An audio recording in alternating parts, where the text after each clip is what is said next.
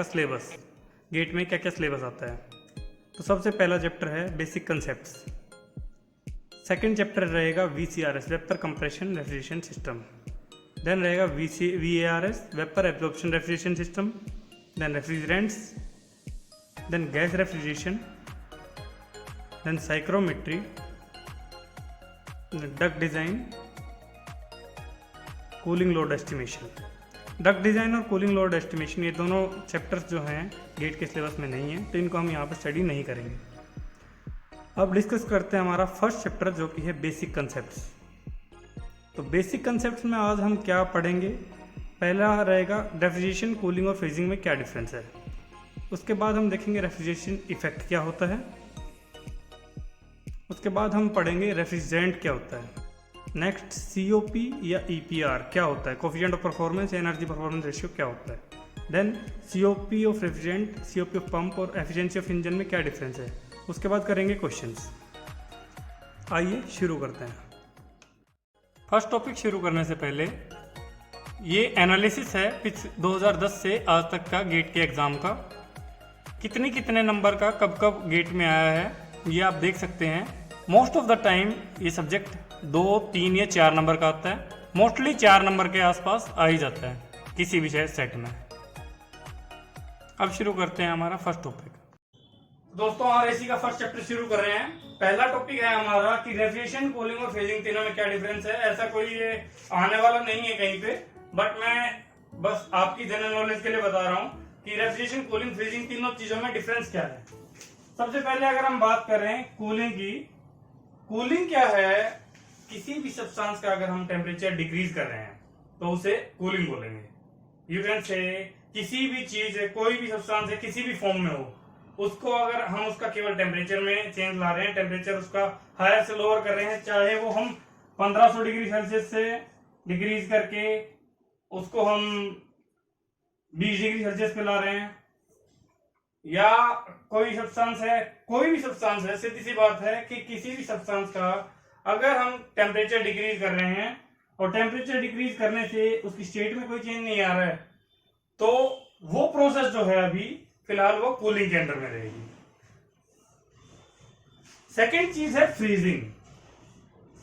Freezing की अगर बात करें तो नाम से ही क्लियर हो रहा है कि किसी भी सब्सटेंस को फ्रीज करना फ्रीजिंग कहलाएगा। किसी भी सब्सटेंस को फ्रीज करना फ्रीजिंग कहलाएगा। तो फ्रीज का मतलब क्या है, उसका सॉलिड स्टेट में आ जाना। अगर कोई सब्सटेंस अपनी लिक्विड स्टेट से सॉलिड स्टेट में आ रहा है तो उसे फ्रीजिंग बोलेंगे, ठीक है। और थर्ड चीज है रेफ्रिजरेशन। तो जी ये दोनों तो थी टाइम पास वाली चीजें। मेन चीज है हमारी रेफ्रिजरेशन। वो इन दोनों से अलग कैसे है, क्या होता है रेफ्रिजरेशन, इसके बारे में बात करते हैं जी। तो जी सारा खेल तो रेफ्रिजरेशन का ही चल रहा है। तो हमने शुरू भी तो रेफ्रिजरेशन एयर कंडीशनिंग किया है। तो रेफ्रिजरेशन क्या है, रेफ्रिजरेशन क्या है, किसी भी सब्सटेंस की का टेम्परेचर डिक्रीज करना बिलो द सराउंडिंग्स टेम्परेचर और उसको उस टेम्परेचर पे मेंटेन करना। वो फ्रीजिंग भी हो सकता है, वो कूलिंग भी हो सकता है, वो डिपेंड करेगा उस प्रोसेस के दौरान हो क्या रहा है। बट मेन चीज क्या है, टेम्परेचर का कम होना मेन चीज नहीं है। मेन चीज है उसको उस टेम्परेचर पे मेंटेन करना।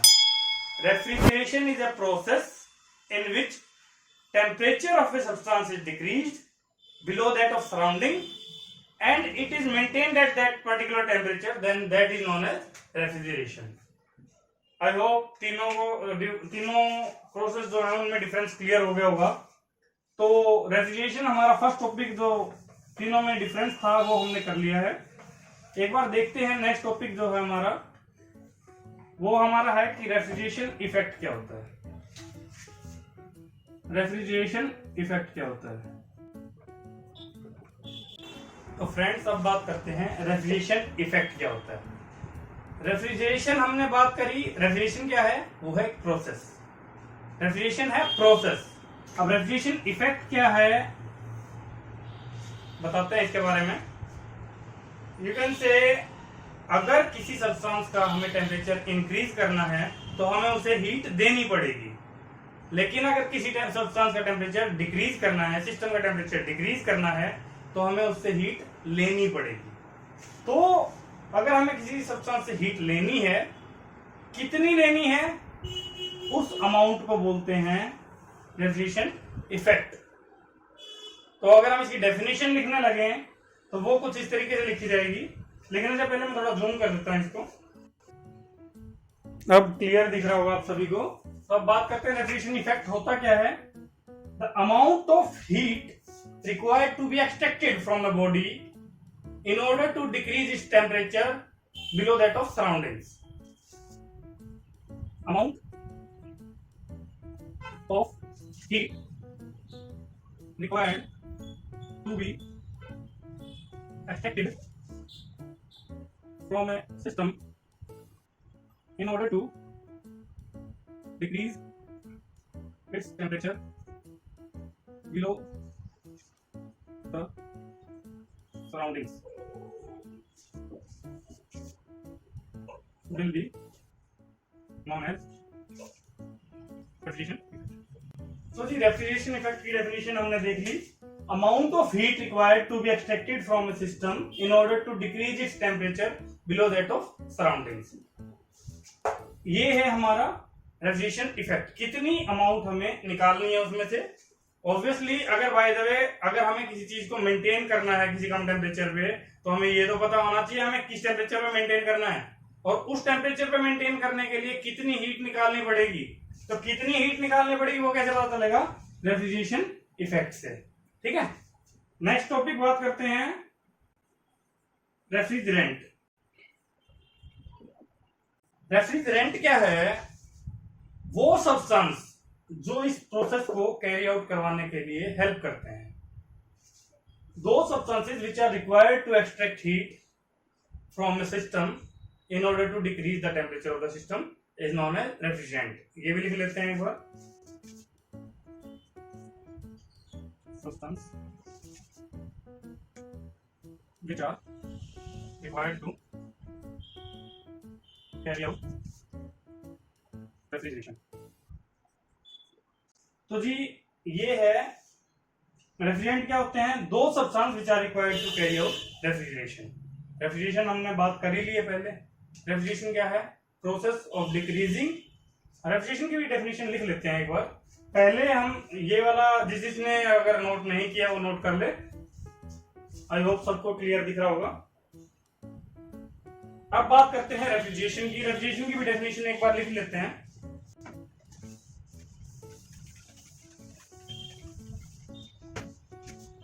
रेफ्रिजरेशन क्या है, the process of extracting heat from a system in order to decrease and maintain its temperature below that of surroundings। Temperature को डिक्रीज करना इंपॉर्टेंट है डेफिनेटली, क्योंकि टेम्परेचर अगर डिक्रीज नहीं होगा तो रेफ्रिजरेशन मतलब यू कैन से कूलिंग नहीं होगी, रेफ्रिजरेशन नहीं होगा। बट टेम्परेचर को मेंटेन करेंगे तभी रेफ्रिजरेशन कहलाएगा वो। तो ये बात हमेशा ध्यान रखनी है। रेफ्रिजरेशन और कूलिंग में मेन डिफरेंस क्या है, टेम्परेचर को दोनों में डिक्रीज कर रहे हैं हम। अगर यू कैन से पानी है, पानी के अंदर बर्फ डाल दी हमने तो टेम्परेचर उसका कम होगा पानी का, बट उसको क्या मेंटेन कर रहे हैं हम, नहीं, ऐसा नहीं कर रहे हैं। तो वहां पे हम टेम्परेचर को मेंटेन नहीं करते हैं। बट अगर बात करें रेफ्रिजरेटर की, अगर हम रेफ्रिजरेटर में बात करें, रेफ्रिजरेटर में दो कंपार्टमेंट रहते हैं। जो फ्रीजर रहता है, फ्रीजर बोलते हैं हम। फ्रीजर का काम क्या रहता है, बर्फ जमाना वहां पे, ठीक है ना। तो आइस में कन्वर्ट करना उसका मेन काम है। लेकिन जो नीचे वाला कंपार्टमेंट है उस कंपार्टमेंट का वो काम नहीं है। उसका क्या काम है कि उसको एक पर्टिकुलर टेम्परेचर पे जो ऑब्जेक्ट्स हैं उनको पर्टिकुलर टेम्परेचर पे मेंटेन करना, ताकि वो यू कैन से ठंडे रहें और साथ में खराब ना हो। तो अगर हम अगर कोई बोलेगा कि रेफ्रिजरेटर में तो नहीं, हम बस कूल करने के लिए रखते हैं, अगर कूल करते हैं मतलब उसमें से हीट ले रहे हैं, अगर हम कॉन्टिन्यूसली उसमें से हीट लेते जाते तो एक टाइम ऐसा भी आएगा ना कि वो सब्सटेंस हमारा फ्रीज होने लगेगा, बट ऐसा नहीं होता। क्यों? रेफ्रिजरेटर का काम क्या है, उसका जो लोअर कंपार्टमेंट है उसमें कोई भी सब्सटेंस अगर हमने रखा है, कोई भी ऑब्जेक्ट हमने रखा है, वो सॉलिडिफाई नहीं होगा। उसका रीजन क्या है कि उसका जो मेन काम है कूल करना है, ना कि फ्रीज करना। कूल करके उसी टेम्परेचर पे मेंटेन करना। नॉर्मली 10 डिग्री या उससे थोड़ा सा कम पे मेंटेन करता है वो। जो रेफ्रिजरेटर रहता है हमारा, फ्रीजर जो पार्ट रहता है, वो उसका मेन काम है फ्रीज करना। तो वो भी ऐसा नहीं है कि वो उसमें से यू कैन से हीट लेता है और हीट लेके हीट एक्सट्रैक्ट करके उसको फ्रीजिंग पॉइंट से नीचे ले जाता है। ठीक है, तो रेफ्रिजरेटर का मेन काम क्या है, ऑब्जेक्ट्स को कूल करना और उसी टेम्परेचर पे मेंटेन करना। तो ये है रेफ्रिजरेशन प्रोसेस है। अब बात करते हैं नेक्स्ट जो टॉपिक है हमारा, सीओपी क्या होता है।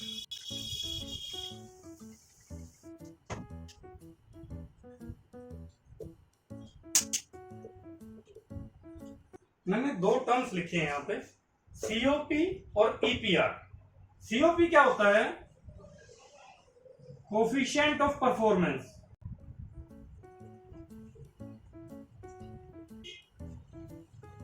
ईपीआर क्या होता है, एनर्जी परफॉर्मेंस रेशियो। तो दो चीजें हैं, कोफिशिएंट ऑफ परफॉर्मेंस या एनर्जी परफॉर्मेंस रेशियो। दोनों के दोनों एक तरीके से इंटरचेंजेबली यूज करते हैं। कभी आपसे एग्जाम में पूछा जाएगा कोफिशिएंट ऑफ परफॉर्मेंस बताइए, कभी पूछा जाएगा एनर्जी परफॉर्मेंस रेशियो बताइए। तो घबराना नहीं है, दोनों चीजें सेम चीजें हैं। तो ऐसा नहीं है कि हाँ ईपीआर लिख दिया तो पता नहीं क्या दे दिया ये, ठीक है, ऐसा नहीं होना चाहिए। पहले बात करते हैं होता क्या है ये। किसी अगर हम इंजन के बारे में बात करें, इंजन की परफॉर्मेंस मेजरमेंट के लिए क्या पैरामीटर हम यूज करते हैं, एफिशिएंसी ऑफ इंजन। या कोई भी हम इक्विपमेंट लेते हैं, किसी भी इक्विपमेंट की परफॉर्मेंस को हम मेजर कैसे करते हैं, उसकी इफेक्टिवनेस या एफिशिएंसी से मेजर करते हैं। और इस केस में क्या है, हमारे रेफ्रिजरेटर्स के केस में क्या है, हम उसको कोएफिशिएंट ऑफ परफॉर्मेंस का नाम देते हैं। एफिशिएंसी कैसे निकालते हैं, आउटपुट अपॉन इनपुट, यही निकालते हैं। एफिशिएंसी हमारी किसी इंजन की क्या होती है, आउटपुट अपॉन इनपुट। सेम ये होता है आउटपुट अपॉन इनपुट। बट हम इसको आउटपुट अपॉन इनपुट ना बोल के अगर ये बात करें कि डिजायर्ड इफेक्ट, आउटपुट क्या है किसी भी इक्विपमेंट की जो हमें चाहिए, desired effect upon input. Input क्या है, जो हम उसको प्रोवाइड कर रहे हैं। इसके केस में एफिशिएंट हम यू कैन से बात करें इंजन के केस में, इंजन के केस में हमारा डिजायर्ड इफेक्ट क्या होता है, हमें वर्क मिलता है। तो यू कैन से जो हमारा डिजायर्ड इफेक्ट क्या होता है, वो आउटपुट जो होती है वो होता है वर्क, और इनपुट क्या होती है, हम उसको हीट सप्लाई करते हैं। तो हीट सप्लाई कर रहे हैं, इसको हम ऐसे भी लिख सकते हैं, work upon heat supplied, work done by heat supplied, ये भी लिख सकते हैं। तो एफिशिएंसी को हम अगर ऐसे लिख सकते हैं, work done upon heat supplied, ये भी तो यही हुआ ना, डिजायर्ड इफेक्ट अपॉन इनपुट। तो हमने रेफ्रिजरेटर के केस में क्या किया, रेफ्रिजरेटर के केस में अगर हम बात करें, डिजायर्ड इफेक्ट हमारा क्या है, रेफ्रिजरेशन इफेक्ट है। डिजायर्ड इफेक्ट क्या है, रेफ्रिजरेशन इफेक्ट। और इनपुट हम क्या लेते हैं इस केस में, वर्क देते हैं। तो अगर हम बात करें तो डिजायर्ड इफेक्ट हमारा इस केस में क्या है, रेफ्रिजरेशन इफेक्ट है, और इनपुट क्या देते हैं, वर्क इनपुट। कैसे, अगर हम रेफ्रिजरेटर की बात करें उसके केस में इलेक्ट्रिसिटी देते हैं, अगर हम एसी की बात करें उसके केस में भी हम इलेक्ट्रिसिटी देते हैं। इलेक्ट्रिकल वर्क, वह जो इलेक्ट्रिकल एनर्जी है, it is a form of work. तो अगर हम बात करें उनके केस में हम वर्क इनपुट देते हैं, और आउटपुट में हमें क्या चाहिए होता है, रेफ्रिजरेशन इफेक्ट। ठीक है। तो सीओपी की अगर बात करें तो सीओपी क्या होता है, सीओपी हमारा होगा desired effect upon work input. ये दोनों फुल फॉर्म याद रखना, सीओपी रहेगा कोएफिशिएंट ऑफ परफॉर्मेंस, और वर्क ईपीआर भी लिखा मिल सकता है एनर्जी परफॉर्मेंस रेशियो। ठीक है। तो अगर हम बात करें नॉर्मली हम सीओपी यूज किसमें करते हैं, सीओपी हम यूज करते हैं जो डिवाइस वर्क कंज्यूमिंग डिवाइस होते हैं, जैसे कि रेफ्रिजरेटर हो गया, हीट पंप हो गया, एसी हो गया। तो इन इक्विपमेंट्स के लिए हम सीओपी की बात करते हैं। तो सीओपी हमारा होगा, सीओपी ऑफ रेफ्रिजरेटर की अगर हम बात करें वो हमारा होगा refrigeration effect divided by work input. थोड़ा सा बात करते हैं इसको डिटेल में। हम कंसीडर करते हैं दो सिस्टम है हमारे पास, एक है हायर टेम्परेचर पे, एक है लोअर टेम्परेचर पे। इनके बीच में हमें एक डिवाइस लगाना है। नॉर्मली हमें पता है heat high temperature to low temperature flow करेगी, जैसा हमारा इंजन के केस में होता है। इंजन के केस में क्या होता है, हीट इंजन के केस में क्या होता है, हमारी हीट जो है हमारी इंजन को सप्लाई की जाती है, इंजन हीट रिजेक्ट करता है। हायर टेम्परेचर से हमें हीट सप्लाई करते हैं हम इंजन को, लो टेम्परेचर पे हीट रिजेक्ट करता है इंजन। बदले में हमें क्या देता है, वर्क। वर्क हमें आउटपुट में देता है, और वर्क क्या कह रहा है, वर्क हमारा कितना देगा, heat supplied minus heat rejected. ये हमारा केस होता है इंजन का। बट ये है इंजन का केस। हम अभी बात कर रहे हैं रेफ्रिजरेटर की।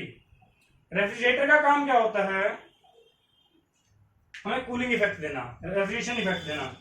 तो हमारी रिक्वायरमेंट जो है वो चेंज हो गई है। अगर हम इसके केस में एफिशिएंसी की बात कर रहे थे तो एफिशिएंसी हमारी क्या थी, डिजायर्ड इफेक्ट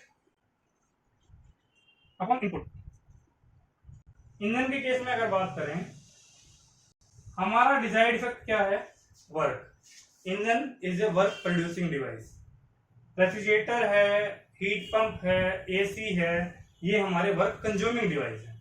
तो वर्क प्रोड्यूसिंग डिवाइस है। डिजायर्ड इफेक्ट हमारा क्या है, वर्क आउटपुट। इनपुट हम क्या दे रहे हैं, हीट सप्लाई। तो अगर किसी को याद हो तो इंजन की एफिशिएंसी का फॉर्मूला यही होता है, work divided by work done divided by heat supply. तो यू कैन से ये बात हो गई हमारी इंजन के केस में। बट अभी बात कर रहे हैं किस केस में, अभी बात कर रहे हैं हम रेफ्रिजरेटर की। रेफ्रिजरेटर के केस में क्या चेंज हुआ इसमें से, पहली चीज जो हम इस केस में कर रहे हैं, हम लोअर टेम्परेचर से हीट ले रहे हैं और हायर टेम्परेचर पे हीट दे रहे हैं। ठीक है। तो पहली चीज तो ये चेंज होगी, लोअर टेम्परेचर से हीट ले रहे हैं और हायर टेम्परेचर पे हीट दे रहे हैं। कैसे, अगर फ्रिज के केस में बात करें, फ्रिज में अगर हम पानी रख रहे हैं, मान लो हमारा सराउंडिंग टेम्परेचर है 30-40, अभी गर्मियों के टाइम में अगर 40 डिग्री सेल्सियस भी है, हम उसमें क्या रख रहे हैं, पानी रख रहे हैं। पानी ऑलरेडी कम टेम्परेचर पे रहता है, 25 डिग्री के आसपास अभी होगा। अगर 25 डिग्री वाले टेम्परेचर के पानी को हमें 10 डिग्री पे कूल करना है, तो हमें उससे you can say lower temperature पे ऑलरेडी है वो सराउंडिंग से, हमें और डिक्रीज करना उसका टेम्परेचर, तो हमें उसमें से भी हीट लेनी पड़ेगी। जब हम हीट लेंगे तो हम क्या कर रहे हैं, लोअर टेम्परेचर वाले ऑब्जेक्ट से हीट ले एक्सट्रैक्ट कर रहे हैं। और हायर टेम्परेचर क्या है, हायर टेम्परेचर हमारा है सराउंडिंग्स। सराउंडिंग्स का 40 डिग्री सेल्सियस के आसपास बताया मैंने अभी। तो अगर हम 40 डिग्री पे उसको हीट को रिजेक्ट करवा रहे हैं तो ये अपोजिट हो गया। ये कैसे पॉसिबल होगा, हीट का फ्लो रिवर्स डायरेक्शन में पॉसिबल है। कैसे पॉसिबल होगा, हमें वर्क इसमें सप्लाई करना पड़ेगा, आउटपुट की बजाय वर्क इनपुट देना पड़ेगा। तो इस केस में अगर हम बात करें सीओपी ऑफ रेफ्रिजरेटर क्या हो जाएगा हमारा, रेफ्रिजरेशन इफेक्ट। हमें डिजायर्ड क्या है, रेफ्रिजरेशन इफेक्ट।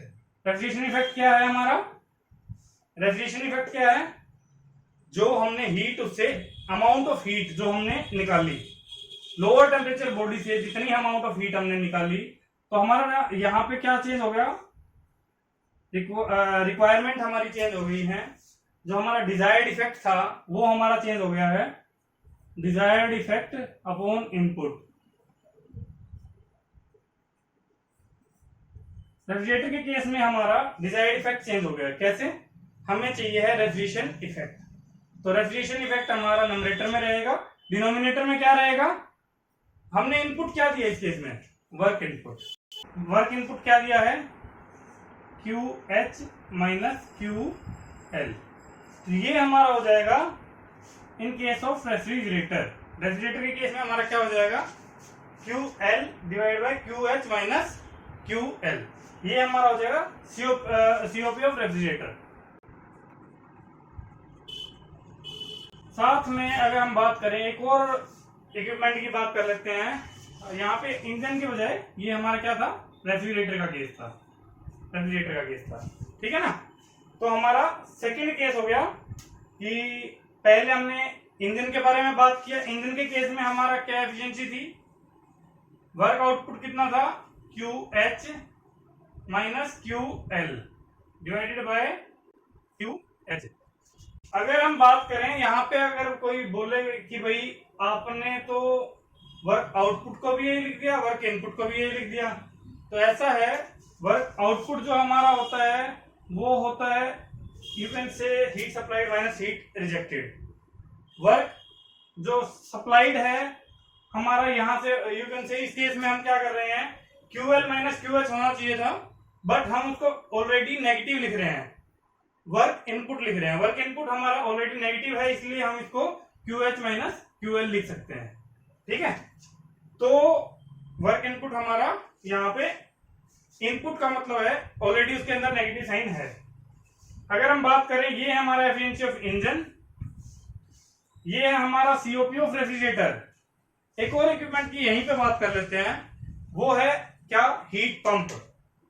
सर्दियों में कमरे को गर्म करना हो तो गर्म करने के लिए हीट पंप लगते हैं। आप लोगों ने देखे भी होंगे, छोटी छोटी लैब्स में यूज करते हैं, हर जगह यू कैन से ऑफिसेज में यूज करते हैं। हीट पंप क्या होते हैं? हीट पंप क्या है? सेम डिवाइस है, उसका मेन काम क्या है? उसमें हमारा डिजायर्ड इफेक्ट फिर से चेंज हो गया। डिजायर्ड इफेक्ट के केस में क्या है? हमें हीट चाहिए, हमें रेफ्रिजरेशन इफेक्ट नहीं चाहिए, हमें हीट चाहिए। तो हीट पंप के केस में अगर हम बात करें तो COP ऑफ हीट पंप क्या हो जाएगा? मैं उसको P से डिनोट कर रहा हूं। तो अगर हम बात करें COP ऑफ हीट पंप, यहां पे रेफ्रिजरेटर की बजाय क्या हो जाएगा? पंप हो जाएगा। पंप की अगर बात करें तो पंप का काम क्या है? हीट पंप जो होता है, हीट पंप क्या करता है? मेनली रूम को हीट करने के लिए काम आता है सर्दियों में। तो अगर हम उस केस में बात करें तो हो क्या रहा है? हमारा डिजायर्ड इफेक्ट चेंज हो गया है। पहले हमें डिजायर्ड इफेक्ट हमारा क्या था? हमें रेफ्रिजरेशन इफेक्ट चाहिए था, बस इस केस में हमें हीटिंग इफेक्ट चाहिएगा। तो हमारा डिजायर्ड इफेक्ट उस केस में क्या हो जाएगा? QH। वर्क इनपुट तो वो भी ले रहा है, उस केस में भी हम इलेक्ट्रिकल एनर्जी सप्लाई कर रहे हैं, वर्क सप्लाई कर रहे हैं। तो उस केस में हमारा COP क्या है? COP में मेन डिफरेंस क्या आया? जो हमारा डिजायर्ड इफेक्ट है वो चेंज हो गया, वर्क इनपुट सेम है। तो इस केस में अगर हम बात करें, COP हमारा क्या हो जाएगा पंप के केस में? QH divided by QH minus QL। तो हमारे पास तीन इक्विपमेंट आ गए, तीन इक्विपमेंट के डिस्कशन कर लिया हमने। हीट पंप और रेफ्रिजरेटर दोनों सेम काम करते हैं, बस दोनों में हमारी रिक्वायरमेंट अलग हो जाती है। दोनों के दोनों लोअर टेम्परेचर बॉडी से हीट लेके हायर टेम्परेचर को दे रहे हैं, बट एक में हमारी रिक्वायरमेंट है हमें हायर टेम्परेचर चाहिए, फॉर एग्जांपल हीट पंप के केस में। एक में हमें रेफ्रिजरेशन इफेक्ट चाहिए, किसी केस में? रेफ्रिजरेटर के केस में, ठीक है। ये पंप का केस है, इसमें हमारा डिजायर्ड इफेक्ट है हीटिंग इफेक्ट। तो अगर हम बात करें, हमारे पास तीन फॉर्मूला आ गए यहाँ पे। पहला है हीट पंप का, दूसरा है रेफ्रिजरेटर का, और तीसरा है एफिशिएंसी ऑफ हीट इंजन, ठीक है। तीन केस आ गए, तीन फॉर्मूले आ गए, इनको कंपेयर कर सकते हैं हम। अगर हम सेम टेम्परेचर लिमिट्स की बात कर रहे हैं, हायर टेम्परेचर और लोअर टेम्परेचर अगर सेम है, यू कैन से सेम, अगर टेम्परेचर लिमिट्स के अंदर बात कर रहे हैं तो उस केस में हम इनको कंपेयर कर सकते हैं। तो एक बार कंपेयर करते हैं, देखते हैं, एक बार बाकी सब रब कर देते हैं।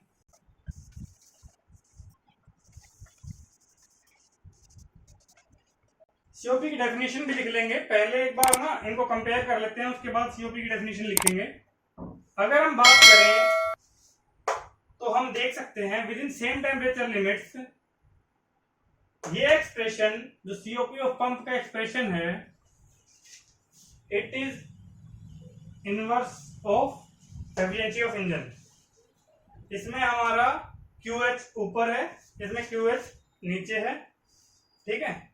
इसमें हमारा डिनोमिनेटर में क्या है, QH माइनस QL, यहाँ पे QH माइनस QL। ये एक्सप्रेशन यू कैन से हम यहां से ये कह सकते हैं COP of pump it is inverse of efficiency of engine, ठीक है, कह सकते हैं। एक और चीज है, यहां से हमारा ये रिलेशन आ गया। एक और चीज है, अगर हम सीओपी ऑफ पंप और सीओपी ऑफ रेफ्रिजरेटर के केस में अगर हम कंपैरिजन करना चाहें तो उस केस में क्या होगा। अगर मैं बात करूं रेफ्रिजरेटर का, हमें पता है, एक बार इसको थोड़ा साइड में लिख लेते हैं, थोड़ा स्पेस क्रिएट कर लेते हैं यहां पे।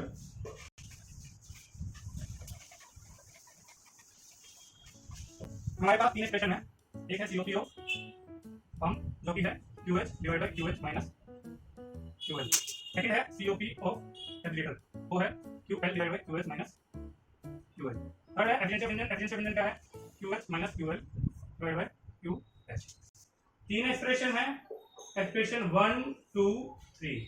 जब 1 और 3 को हमने कंपेयर किया तो हमने क्या पाया, बहुत इंपॉर्टेंट रिलेशन है COP of pump. COP of pump क्या है, एफिशिएंसी ऑफ इंजन का अपोजिट है। नेक्स्ट जो है, अगर हम यहां से एक कंक्लूजन और ड्रॉ करना चाहें, इन दोनों में अगर रिलेशन निकालना चाहें, अगर मैं लेके चलता हूं सीओपी ऑफ रेफ्रिजरेटर QL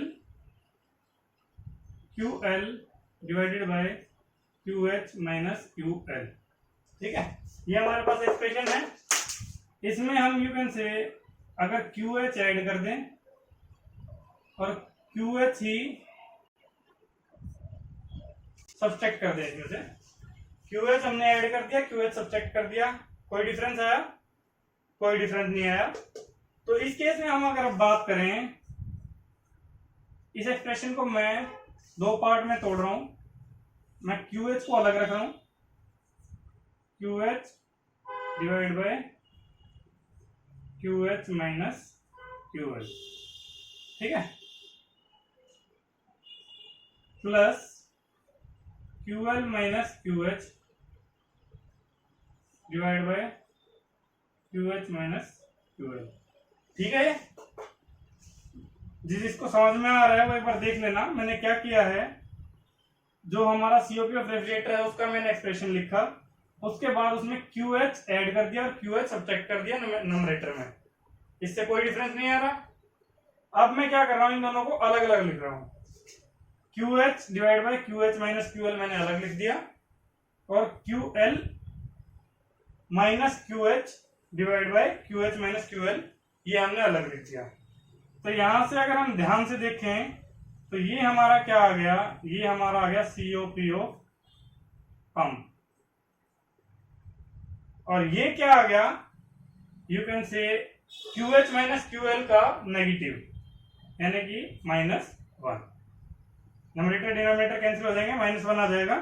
तो यहां से हम बात करें अगर, तो हमारे पास एक एक्सप्रेशन और भी आ गया कि COP of pump is equal to, ये 1 उस तरफ जाएगा तो प्लस हो जाएगा, 1 plus COP of refrigerator, 1 plus COP of refrigerator. बहुत ही इंपॉर्टेंट एक्सप्रेशन है, काम आएगा। हमने यहां से दो एक्सप्रेशन देखे, पहला क्या था, सीओपी ऑफ पंप जो है it is inversely proportional to COP of efficiency of heat engine. Second हमने क्या देखा कि COP of pump it is equal to 1 plus COP of refrigerator. ठीक है, तो यहां से हमारी दो रिलेशन आ गई। एक बहुत ही इंपॉर्टेंट नोट लिख लेते हैं पहले। नोट क्या है, ये दोनों एक्सप्रेशन कब वैलिड हैं, जब सेम टेम्परेचर लिमिट्स की बात हो रही होंगी। these two expressions are valid only between same temperature limits। ठीक है, these two expressions are valid only between same temperature limits। ठीक है, तो यहां तक हमारा हो गया है। हमने अब तक क्या क्या डिस्कस कर लिया है। सबसे पहले डिस्कस किया हमने refrigerant, you can say refrigeration, cooling और फ्रीजिंग में क्या डिफरेंस है। सेकंड था रेफ्रिजरेशन इफेक्ट क्या होता है। थर्ड रेफ्रिजरेंट क्या होते हैं, रेफ्रिजरेशन क्या होती है, उनकी डेफिनेशन देख ली।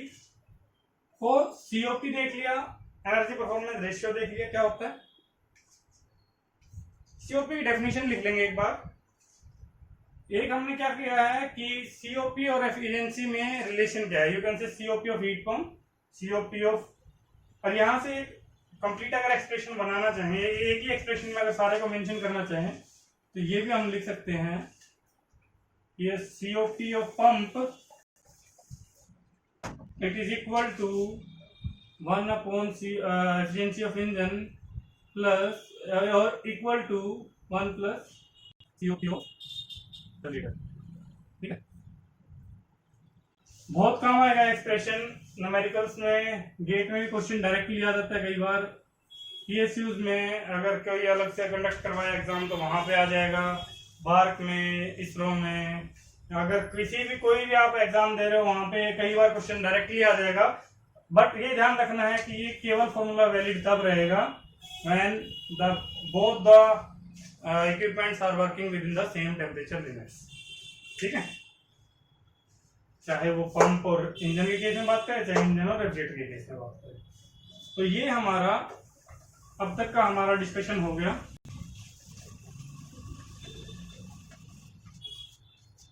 एक चीज और,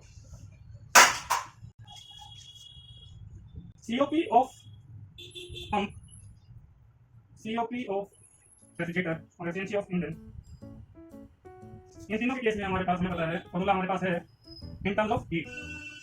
ये सेम फॉर्मूला हम इन टर्म्स ऑफ टेम्परेचर लिख सकते हैं।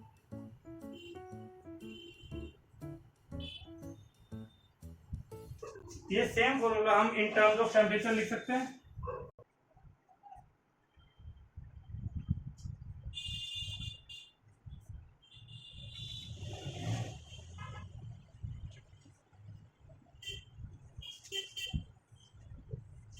तो ये हमारा बहुत इंपॉर्टेंट है जब भी हमारे क्वेश्चंस करेंगे। अब एक बार देख लेते हैं COP की डेफिनेशन, कोएफिशिएंट ऑफ परफॉर्मेंस की डेफिनेशन।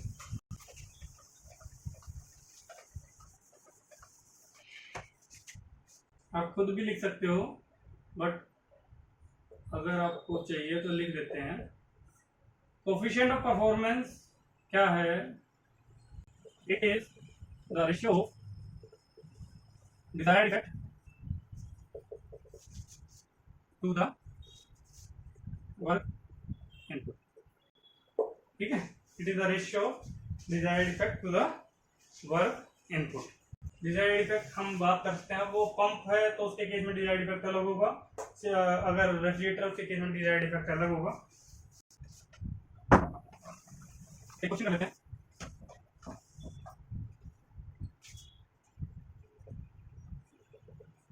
क्वेश्चन मैं स्क्रीन पे डिस्प्ले कर रहा हूं, ये क्वेश्चन है।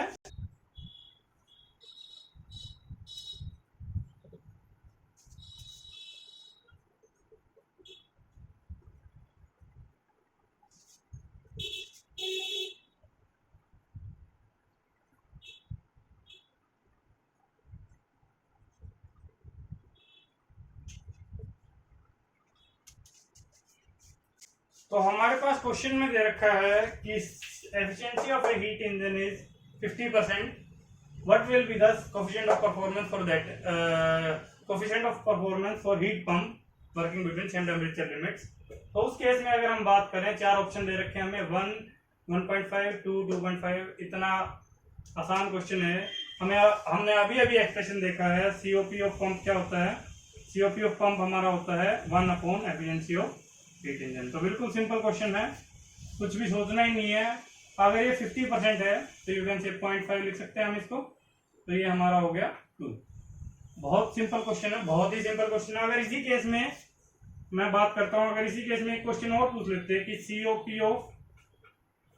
सीओपी ऑफ रेफ्रिजरेटर बताओ, working between same temperature limit, क्या हम यहीं से निकाल सकते हैं? क्या हो जाता है उसके लिए? हमें पता है COP of refrigerator is equal to COP of pump -1।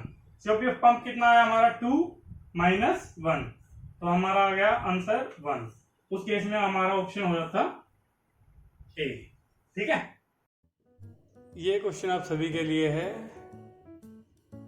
इसको सॉल्व कीजिए, आंसर को कमेंट में लिखिए। अगली वीडियो में हम इसका आंसर डिस्कस करेंगे। Till then bye bye.